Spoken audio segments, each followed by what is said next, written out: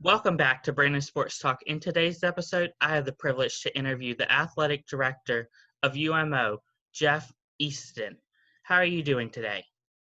I'm good, Brandon. Thanks. Pleasure to be here. Thank you for coming.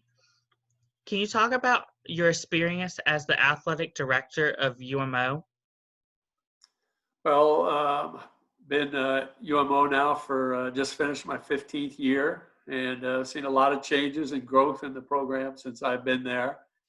I think as most people know, we are NCAA Division II school, and we've been growing, and we now have 22 varsity teams plus cheerleading. So we've grown, have over 425 student athletes. We're a member of Conference Carolinas. We've done very well from a competitive and academic standpoint. So it's been really a great run. UMO is a real nice, tight-knit community, family atmosphere, and our athletics program has really thrived in that atmosphere. Can you talk about how you established the Trojan Hall of Fame when you came aboard? Well, when I started, we did not have a Hall of Fame, and that was one of the things that a lot of the coaches brought up, something that they wanted as a way to recognize our tradition and the success, that we had in the past. So we put together a committee, had our first class, I guess it was 2006, I believe, and we've been doing it ever since. We've got over 50 members in the Hall of Fame now, and it's been a great annual event. It's really special bringing back, those former athletes and coaches, administrators, bring them back to campus and hear their stories and really get a better understanding of, where the program came from, the foundation that was built that really laid the ground for today's success. Can you tell me some of the people that, like the top famous people that maybe some people will know that are in the Hall of Fame? Well, we have Kenny Moore, who, played baseball at Mount Olive and is the owner of Highway 55. We've got a lot of people who are, big, Jimmy Williams, who is, very big name in the local community. George Carnegie, who unfortunately passed away a few years ago, also a big member of our local community. So we go from, people who have been supporters and like George Carnegie, people who worked at the school like Jimmy Williams, people who played at the school like Kenny Moore. So, we really spanned, all spectrums in terms of the people who we've honored with our Hall of Fame. Who are some of the people that you've honored by naming the field or even court after? So a lot of our facilities are named, usually based on the donor desires. So I mentioned George Carnegie. He made a significant donation. So we are in Carnegie Arena, named after his parents. We've got Castle Field, the softball field, which was something that my predecessor, Matt Castle, had worked out for one of his family members. But sometimes we're also looking to honor people. So we're doing fundraising right now.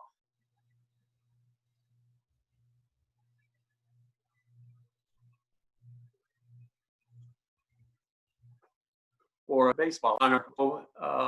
So there are different opportunities available for facilities, whatever may be the best fit for that particular project.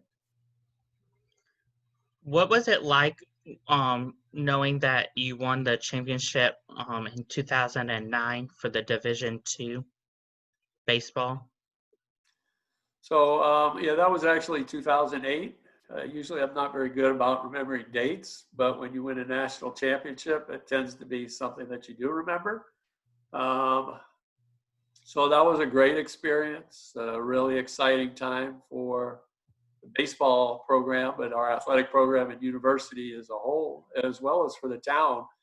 I remember, when we came back and there was, people waiting for the team. The police escorted the team bus back to campus from the airport, and there were people in town waiting and on the streets for the team to come back and to recognize them. And we had a big celebration a couple of days later at the baseball field, and a lot of townspeople there. It really was a special occasion that really unified everybody, and really a sense of pride that team from little old Mount Olive, North Carolina, could win a national championship. And so it was a very special moment. How many national championships and conference championships does UMO have? Well, that's our only national championship. We've won a number of regional championships. Baseball has won a couple, and cross country has won several. Basketball has won a couple.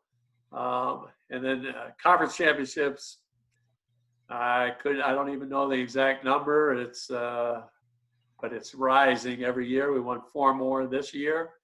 And so it's one of the things that we really set forward as our goals, is to establish ourselves as the best athletics program in our conference. So we're always shooting for those conference championships. And then that puts you in a position that where you might have more success moving on to NCAA competition. Can you talk about Trojan Tough and what it represents? Well, Trojan Tough is a hashtag phrase that we came up with this spring when we really went through some tough times. We had several student athletes who were involved in a tragic car accident.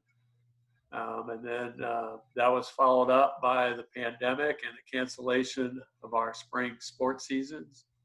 And really a challenging period for not just UMO athletics, but for the whole university, for everybody around the world, But we thought that was a phrase, Trojan Tough, that could epitomize the strength that we had as a group, that we could be stronger together and to get through these challenges that faced us. That's so inspiring. Can you talk about the saying Trojan Green? So Trojan Green is another hashtag, or another phrase that we've latched onto, and really using that in a social media campaign so that people can show their spirit for the school, their love and their affection for the university. So every Tuesday, we're asking people to bring out their green. Maybe it's post pictures of when you were a student at Mount Olive, or maybe it's someone who's going to go to Mount Olive, whatever might move you at the moment, but really just to show that you're a part of our family. As I mentioned earlier, that family atmosphere, that we have this common bond, and that we all have a little bit of Trojan Green in us. What future plans does UMO athletics have with adding Pembroke and the other school to the Division II? Right. So University of North Carolina, Pembroke, and Francis Marion University will both be joining Conference Carolinas in the year 21-22, that academic year. So not this coming season, but the year after. And that's a great addition for our league. It changes the identity of our league a little bit because they're both public schools and all the other members of our league are private schools. But it also, at the same time, it strengthens our league. It improves our competitiveness. It gives us a little more geographic balance. Those are 2 schools on the eastern side, so they're better proximity to us than maybe some other schools.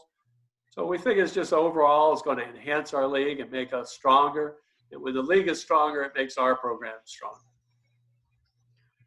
What future plans does the athletic department plan to accomplish?